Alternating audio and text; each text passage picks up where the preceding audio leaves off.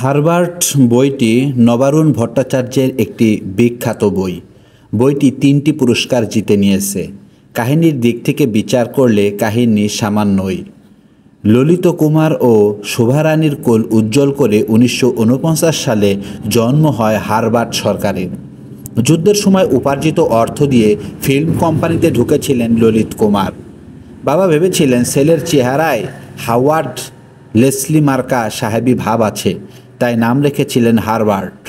গাড়ি দুর্ঘটনায় ললিত কুমার ও বিদ্যুৎ স্পষ্ট হয়ে শোভারানীর মৃত্যুর পর কাকার বাড়িতে আশ্রয় হয় হারবার্টের।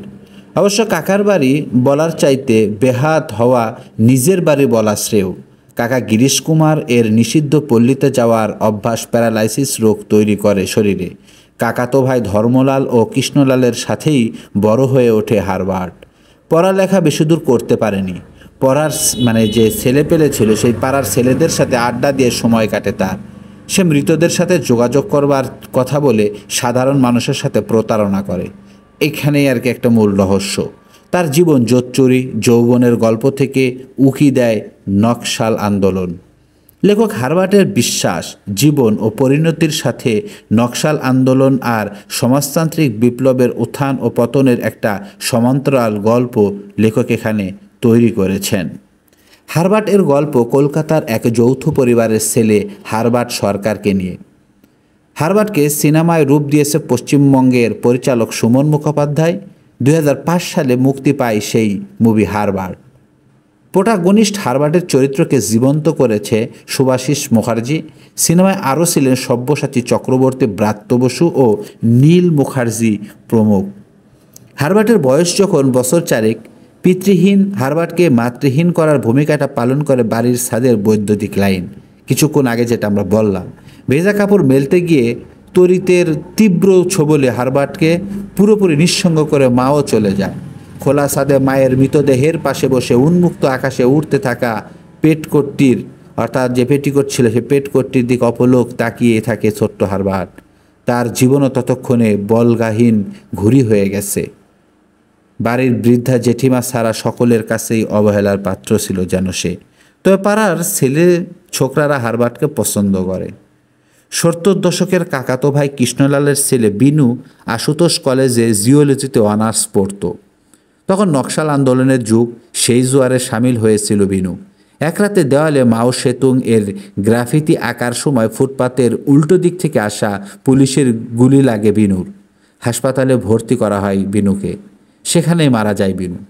ছেলের শেষকৃত্যা করেই কলকাতা ছাড়ে কৃষ্ণলাল, বিনুর বাবা। দীর্ঘদিন পর একদিন বিনুকে স্বপ্ন দেখে হারবার্ট। হারবার্ট স্বপ্নে বিনুর লুকিয়ে রাখা ডায়েরির কথা জানতে পারে। সত্যিই বিনুর সেই ডায়েরি পাওয়া যায় হারবার্টের কাকির ঘরের ঠাকুরের ছবির পেছনে। সেই থেকে হারবার্টের নাম ছড়িয়ে পড়ে আশেপাশে। স্বপ্নে পাওয়া সেই ঘটনাকে কেন্দ্র করেই মৃতের সহিত কথোপকথন নামে একটি চেম্বার চালু করে সে, যেখানে মৃত ব্যক্তিদের আত্মার সাথে যোগাযোগ করা যায়। আর সেই থেকে শুরু মৃতের সহিত কথোপকথন। প্রোপাইটার হারবার্ট সরকার, এর কারবার। এরপর থেকে হারবার্টের অফিসে আসে নানান লোক, জানতে চায় তাদের মৃত আত্মীয়দের কথা, কে কেমন আছে, কোথায় আছে। আর এসব প্রশ্নের যথাযথ উত্তর দিয়ে যেত সে, যেন অনেকটা প্রেতাত্মাদের মিডিয়াম সে। অবশ্য রেফারেন্স বই হিসেবে পরলোকের কথা আর পরলোক রহস্য বইয়ের সাহায্য নিতেও পিছপা হতো না। পরে পুলিশের গুলিতে বিনু মারা যায়, সেটা তো বললামই, যার সহযোগিতা নেও এরকম। আপাত দৃষ্টিতে হারবার্টকে নিরীহ গোছের এক এতিম ছেলে মনে হয়। তার আচার আচরণ কিছুটা অস্বাভাবিক, আর 10টা ছেলের মতো নয়। কিছুটা ভীতু প্রকৃতির হারবার্ট জ্যাঠতো ভাই ধন্যার নির্বিচার অত্যাচারের মুখ ফুটে কথা বলতে পারে না। তারপরেও অনাদরে এই জীবনের সাথে মানিয়ে নেয় সে। তার যে আর কোথাও যাওয়ার জো নেই। হারবার্ট বইটি শুরু হয়েছিল একটা সুইসাইডের ঘটনা দিয়ে, এবং মূল চরিত্র ছিল হারবার্ট সরকারের নামে এক ভাগ্যাহত যুবকের। সে কিনা মৃত ব্যক্তির আত্মাদের সাথে কথা বলতে পারত। সে প্রায়ই চিলেকোঠার ঘরে রবীন্দ্রনাথ, নেহেরু ও আরও অনেকের সাথেই কথা বলতো। উপভোগ্য উপন্যাস। সোভিয়েত ইউনিয়নের ভাঙনের সাথে নকশাল আন্দোলনের নির্মম দমনকে এক সুতায় গেঁথে লেখা। সব কিছু ভেঙে পড়ে। হারবার্ট সে ভাঙনের ব্যক্তিরূপ। এই উপন্যাসের প্রাণভোমরা হলো উপন্যাসের শুরু আর নবারুণ এর অদ্ভুত লেখনী। ম্যাজিক রিয়েলিজম, গভীর ব্যঙ্গ, লুনাটিক গদ্য, একজন বিলু আর শেষের বিস্ফোরণ, এই সব কিছু মিলে এই বই অসাধারণ এক জিনিস। ঘুমালে এইসব ঠিক হিয়ে মানে যায় না, কিছুটা মানে ঠিক হয় না, ঘাপলা আছে এরকম একটা ভাব। চৌবাচ্চায় তেলাপিয়া গঙ্গা সাগরে চলল, দেবেরের চ্যাং দেখবি, দেবেরের চ্যাং দেখাবো, cat cat water dogfish harbour Sarkar. বইটা পড়লে এই লাইনগুলোর মানে খুঁজে পেতে পারেন।